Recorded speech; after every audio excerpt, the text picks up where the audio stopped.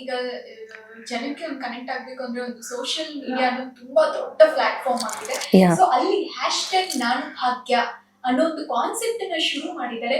ಒಂಥರ ಅದ್ಭುತವಾದಂತ ಇನಿಷಿಯೇಟಿವ್ ಅಂತ ಹೇಳ್ಬೋದು.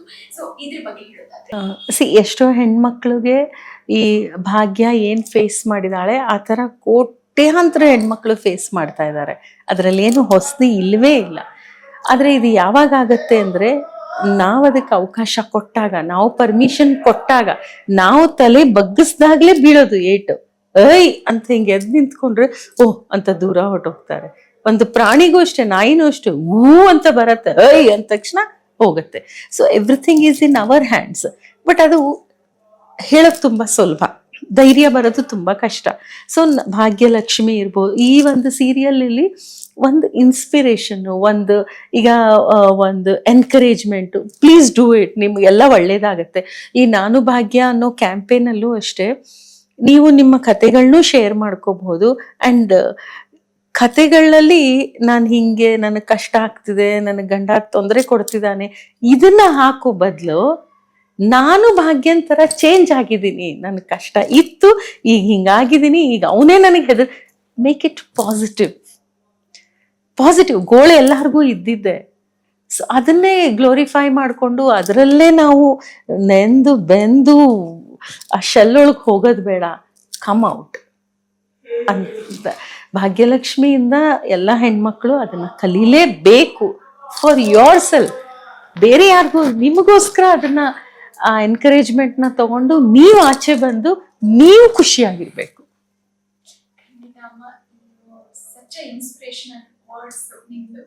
Thank you so much. ಜೊತೆಗೆ ಲಾಸ್ಟ್ ಕ್ವೆಶನ್, ನಿಮ್ಮ ಮೊಮ್ಮಕ್ಕಳ ಬಗ್ಗೆ ಏನ್ ಹೇಳ್ತೀರಾ? ಗುಂಡಣ್ಣ ತನ್ವಿ ಮಕ್ಕಳ ಮುಂದೆ ಈ ತರದ ಘಟನೆಗಳು ನಡಿಬಾರ್ದು ಅಂತ ಹೇಳ್ತಾರೆ, ಅಂದ್ರೆ ವೀಕ್ಷಕರು ಅದನ್ನ ಅಪೋಸ್ ಮಾಡ್ತಾ ಇದ್ದಾರೆ. ಬಟ್ ಏನು ಮಾಡಕ್ಕಾಗಲ್ಲ, ಗಂಡ ಹೆಂಡತಿ ಮಧ್ಯ ಕೂಸ್ ಬಡವಾಯ್ತು ಅಂತ ಹೇಳ್ತಾರಲ್ಲ, ಆ ತರದ್ದು ಪರಿಸ್ಥಿತಿಗಳು ಎದುರಾಗುತ್ತೆ. ಸೊ ಇದ್ರ ಬಗ್ಗೆ ಹೇಗಿರ್ಬೇಕು, ಹೇಗಿರಬಾರ್ದು, ಇಂಥವು ನಡಿಬೇಕು, ಇಂಥವು ನಡಿಬಾರ್ದು ಅಂತ ಪ್ಲಾನ್ ಮಾಡೋದಕ್ಕೆ ನಾವ್ಯಾರು? ಇಂಥದ್ದು ನಡಿಬಾರ್ದು ಅನ್ನೋದು ನಮಗೆ ಗೊತ್ತಾಗ್ತಿದೆ. ಟ್ರೂ, ಮಕ್ಕಳ ಮುಂದೆ ಈ ಥರ ನಡಿಬಾರ್ದು. ನಡೆಯೋದಿಲ್ವಾ?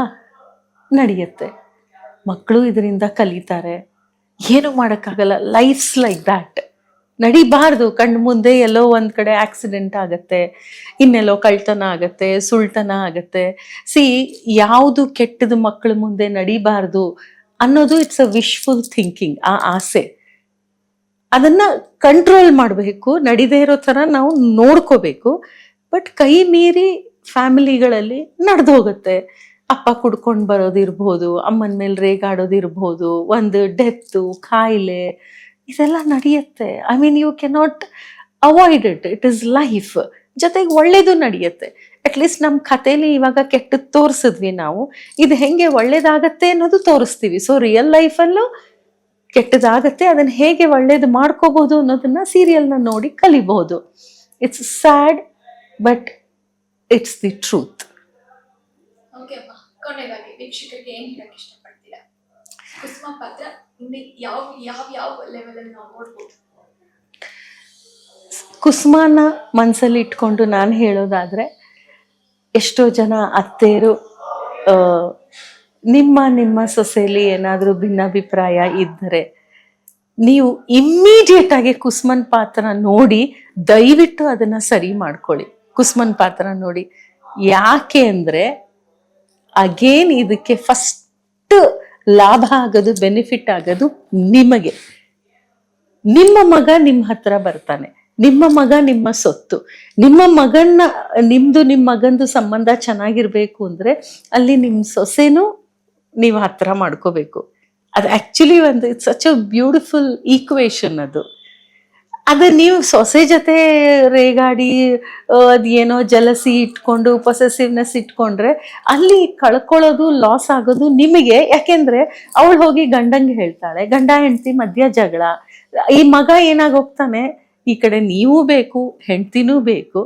ಒಂದ್ಸಲ ಹೆಂಡ್ತಿಗೆ ಸಪೋರ್ಟ್ ಮಾಡಿದಾಗ ನಿಮಗ್ ಸಿಟ್ಟು, ನಿಮಗ್ ಸಪೋರ್ಟ್ ಮಾಡಿದಾಗ ಹೆಂಡ್ತಿಗೆ ಸಿಟ್ಟು, ಈ ಕಿರಿಕಿರಿ ಬದಲು ಆ್ಯಂಡ್ ಫಸ್ಟ್ ಸ್ಟೆಪ್ಪು ನೀವು, ನಿಮ್ಮ ಮಗ, ನಿಮ್ಮ ಸೊಸೆ, ಈ ಒಂದು ಈಕ್ವೇಶನ್ ಅಲ್ಲಿ ಅಥವಾ ನೀವು, ನಿಮ್ಮ ಮಗಳು, ನಿಮ್ಮ ಅಳಿಯ, ಈ ಈಕ್ವೇಶನ್ ಅಲ್ಲಿ ಮೊದಲ ಹೆಜ್ಜೆ, ಪಾಸಿಟಿವ್ ಹೆಜ್ಜೆ ನೀವೇ ಇಡಬೇಕು. ಯಾಕೆಂದ್ರೆ ನಮ್ಮ ಏಜ್, ನಾವು ದೊಡ್ಡೋರಾಗಿದ್ದೀವಿ, ಬುದ್ಧಿ ಬಂದಿದೆ, ನಮ್ದು ಮದುವೆ ಆಗಿರುತ್ತೆ, ಅತ್ತೆ ಮಾವ ಗಂಡ ನಾದ್ನೀರು ಎಲ್ಲರೂ ನೋಡಿರ್ತೀವಿ. ಅದನ್ನೆಲ್ಲ ಅನುಭವಿಸ್ಕೊಂಡು ಇಲ್ಲಿ ಬಂದು ತಿರ್ಗಾ ಸೊಸೆ ಜೊತೆ ಜಗಳ ಆಡೋದು, ಕಿರಿಕಿರಿ ಮಾಡೋದು ಅಂದ್ರೆ ನಮಗ್ ಬುದ್ಧಿ ಇಲ್ಲ ಅಂತಾರೆ. ಫಸ್ಟ್ ನಾವು ಶುರು ಮಾಡೋಣ, ನಾವು ಪ್ರೀತಿ ತೋರ್ಸೋಣ. ಒಂದಲ್ಲ ಒಂದಿನ ಅದು ಸರಿ ಹೋಗುತ್ತೆ. ಅಂಡ್ ನೀವು ನೋಡಿ ಹೆಂಗೆ ಬ್ಯೂಟಿಫುಲ್ ಆಗಿರುತ್ತೆ ಅಂತ. Thank you so much. ಇಷ್ಟೊತ್ತಿನ ಟೈಮ್ ಕೊಟ್ಟು ಮಾತನಾಡಿದ್ದಕ್ಕೆ ಥ್ಯಾಂಕ್ ಯು. Thank you.